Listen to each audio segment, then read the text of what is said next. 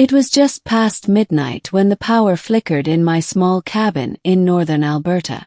I was used to outages. It came with the territory. But what followed wasn't natural. The sky outside went white for a moment. Not thunderstorm white. Not northern lights green or blue.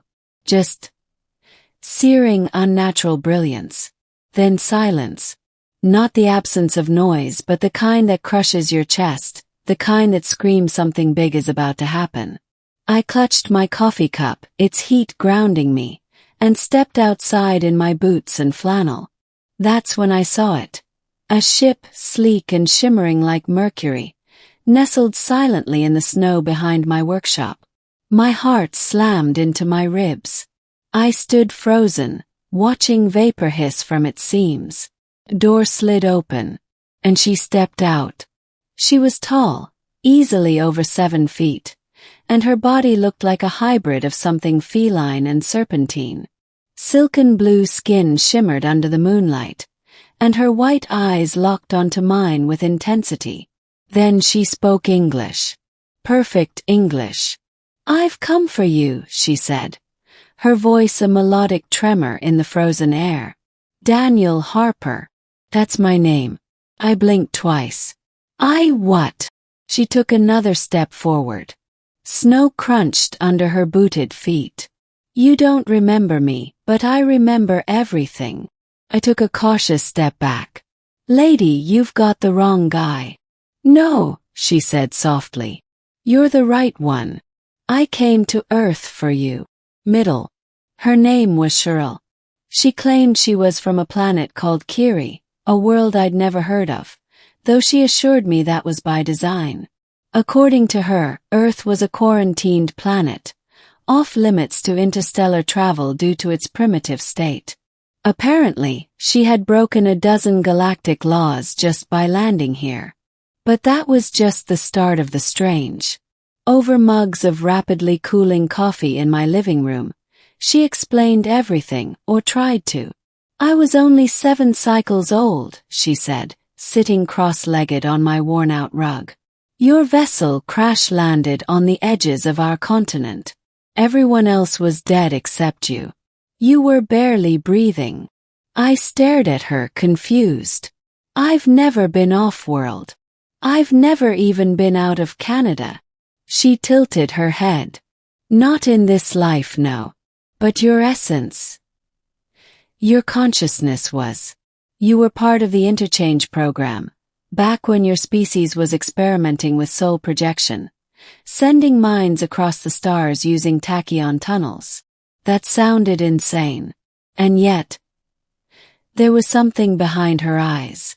A conviction that made it impossible to laugh at her. And then there were the dreams. For years I'd had nightmares, sometimes visions, of burning forests with silver leaves, of alien skies and sunsets with 3 moons. I always dismissed them as fantasy. But hearing her speak, "You cared for me," she said. "Tended my wounds.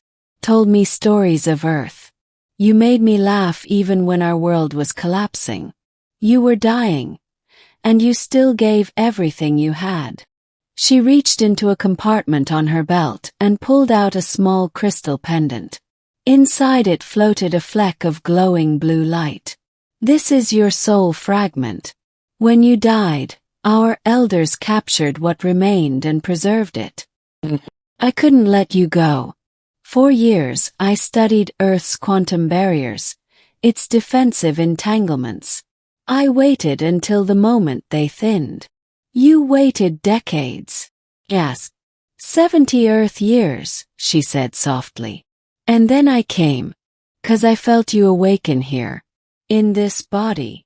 I laughed nervously, trying to shake the weight of what she was saying. "This is crazy. I work on engines and solar panels for backwoods towns. I've never been part of some star-traveling projection experiment." "But your soul remembers," she said, eyes glowing faintly. "Doesn't it? The forests of Kiri. The tower ruins. The child you saved." My throat dried. Yes, I remembered. In flashes, in dreams. Things no movie, no story ever gave me. The scent of alien trees. The feel of gravity just a notch too light. And the face of a young alien girl with broken ribs. Her hand squeezing mine as I told her she'd be okay. You were that child, I whispered. She nodded. I was dying. You kept me alive. Now I return the debt. Turning point. That night, she slept curled near the fire, wrapped in a blanket that barely covered her shoulders. I barely slept at all. I called in sick to my job the next morning, my mind too tangled to focus on anything but the impossible guest in my home. Over the next few days she stayed, learning, observing, asking questions. She devoured information on Earth, culture, language, and technology like a sponge. But she was always focused on me. Every moment seemed designed to draw something from my deeper memories. And they came. The more time I spent near her, the more I remembered. Not just feelings, but actions. Missions. The crash. Holding her tiny hand in a forest cave as drones scanned above. And I remembered dying. I remembered whispering to her, "Find a safe world." But she had chosen to find me. Eventually, she showed me the truth.